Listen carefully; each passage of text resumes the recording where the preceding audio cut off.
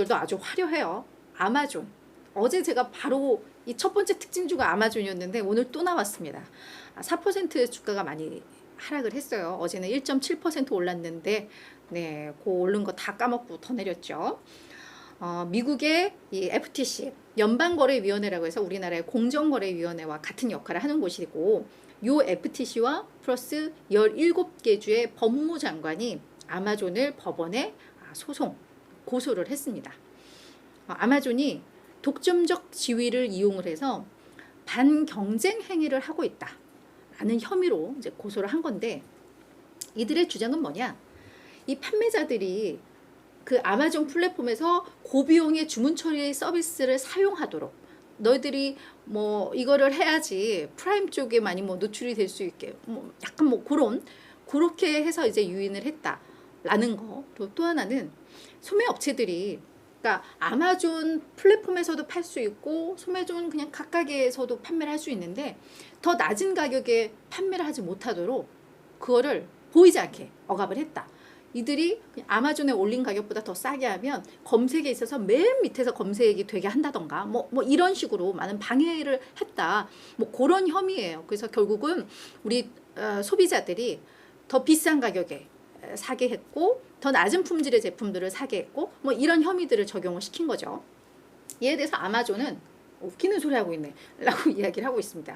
우리가 고객들, 그러니까 판매자들과 그러니까 고객들, 소비자들과 기업에게 더 큰 기회를 우리는 제공을 하고 있다라고 언급을 하면서 고객들에게는 더 많은 선택권을 주고 있고 더 낮은 가격, 더 빠른 배송의 이런 이익을 우리가 주고 있고 기업들도 오프라인에서 작게 판매하면 얼마나 팔았겠어. 근데 우리 플랫폼으로 들어옴으로 인해서 이들에게 얼마나 더 큰 기회를 우리가 줬는데 무슨 소리 하는 거야 라고 하면서 좋아. 우리 꿀릴 거 하나도 없어. 법정에서 소송으로 우리 이건 증명을 하겠다라고 네, 전면전을 아마존의 변호인 측이 또 그렇게 이야기를 했어요. 그래서 사전에 소송하기 전에 아마 협의 과정을 거치나 봐요. 그래서 뭐 이러이러하니까 너희들이 이거는 포기해야 되고 할 때 협의가 되면은 소송까지 안 가는데 서로 이게 아마 팽팽히 맞섰던 것 같아요. 그러니까 아마존도 우리도 절대 이런 반경쟁 행위를 하지 않았다라는 본인들의 어떤 뭐 확고한 뭐 소신이 있나 보죠. 그러면서 이게 결국은 법원으로 넘어갔고 이 소식이 전해지면서 일단은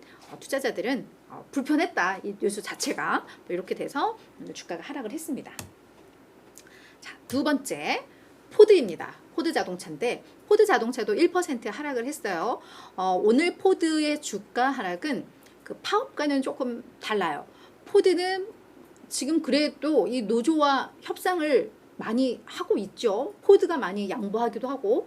근데 이제 무슨 이슈가 있었냐면 포드가 아마 연초에 미시간주에 35억 달러를 투자를 해서 배터리 공장을 구축하겠다라고 발표를 하면서 많이 그때 이슈가 됐었죠. 그리고 요 배터리 공장에서는 중국의 CATL의 기술을 적용하는 그런 배터리를 생산하는 걸로 알려져 있었어요. 그래서 리튬 인산철 배터리를 적용한 이제 저가형 배터리를 여기서 생산을 해서 차값도 우리가 더 낮게 할 수 있고 뭐 요런 뭐 이렇게 전망들을 내놓았었는데 요 프로젝트를 중단하겠다라고 밝혔습니다.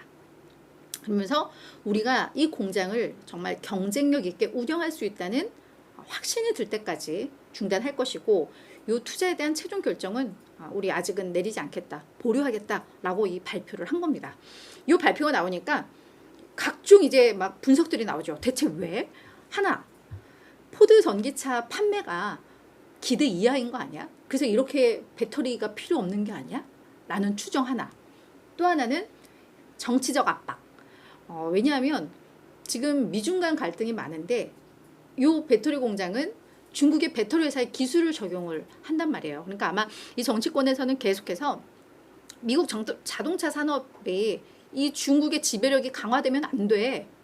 니네 보조금 문제 있어. 뭐 약간 이제 이런 류의 정치적 압박이 좀 들어오는 게 있었고요. 뭐 물론 이 미시간주에서는 야, 이 포드 이 공장 들어오면 일자리가 2,500개가 만들어지는데 이건 괜찮은 거야. 어차피 이 공장의 운영권과 소유권은 다 포드가 갖고 있는데 무슨 소리야. 약간 이렇게 정치적으로도 약간 좀 나뉘어요. 논란이 이어지고 있는데 일단 포드에서 중단을 하니까 이것 때문일까 저것 때문일까 이제 그런 추측들이 좀 나오고 있는 상황이고 한쪽에서는 그래 요즘 경제 상황도 불확실하고 이런데 일단 요걸 중단을 하면 대규모 자본 지출 부담이 완화된다는 측면에서 투자자들은 또 긍정적으로 볼 수도 있어. 뭐 이런 해석도 좀 나오고 있고. 포드에서는 뭐 요 경쟁력 있게 운영할 수 있다는 확신이 들 때까지라고 했으니까 뭐 요 밑에 있는 내용들이 어느 정도 좀 근거 있는 추측들인 것 같기는 해요. 그렇죠. 근데 이게 정확하진 않죠. 회사 측에서 명확히 밝히진 않았으니까. 근데 요런 이슈로 인해서 오늘 주가가 하락을 했다. 이렇게 좀 정리가 될 것 같고요. 자, 세 번째는 피스커입니다. 피스커는 오늘 거의 10% 가까운 급등세 기록을 했습니다. 피스커는 전기자동차 개발 업체이고 스타트업인데요. 뱅크 오브 아메리카에서 매수와 목표 주가 8달러를 제시를 하면서 오늘 10%가 올랐는데도 앞으로 추가 상승 여력 37.5% 더 있다라고 언급을 한 겁니다. 피스커가 아마 올해 초에 피스커의 첫 전기 SUV인 오시언을 아마 출시를 했나 봐요. 근데 이 오시언에 대한 고객들의 반응이 매우 뜨겁다고 합니다. 그래서 지금 뭐 생산도 많이 해야 되고 뭐 고객 인도도 좀 계속 늘어나고 있는 이런 상황인 것 같은데, 그러다 보니까 내년에 매출도 많이 늘어날 것이고 손익분기점, 에비타의 손익분기점도 달성할 것이다 라고 전망을 하고 있습니다.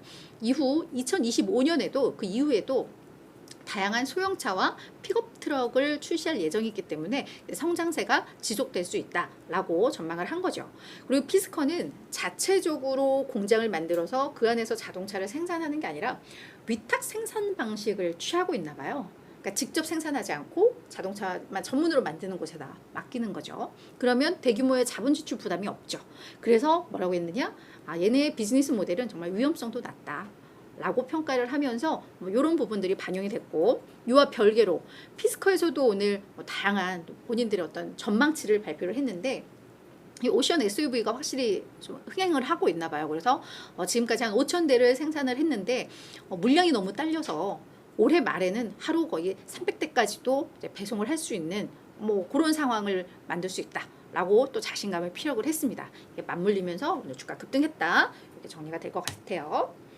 마지막은 코스트코입니다. 코스트코 오늘 장 마감 후에 2023 회계연도 4분기, 이게 6, 7, 8월이거든요. 그러니까 사실은 정확히 6, 7, 8월은 아니라 뭐 9월 3일까지니까 아마 6월 4일부터 9월 3일이니까 아마 그냥 6, 7, 8로 묶어서 그냥 말씀을 드리는 건데, 실적을 공개를 했습니다.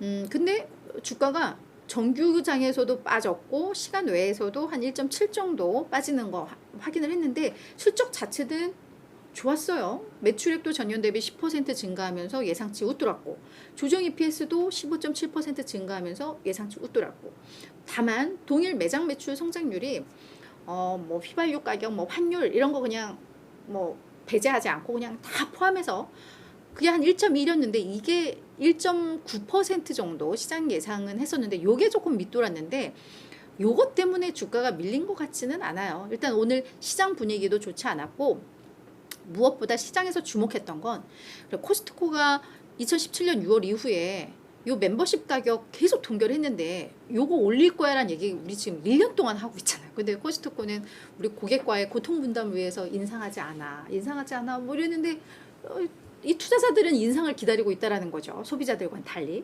근데 요 내용이 아직도 안 나왔어요.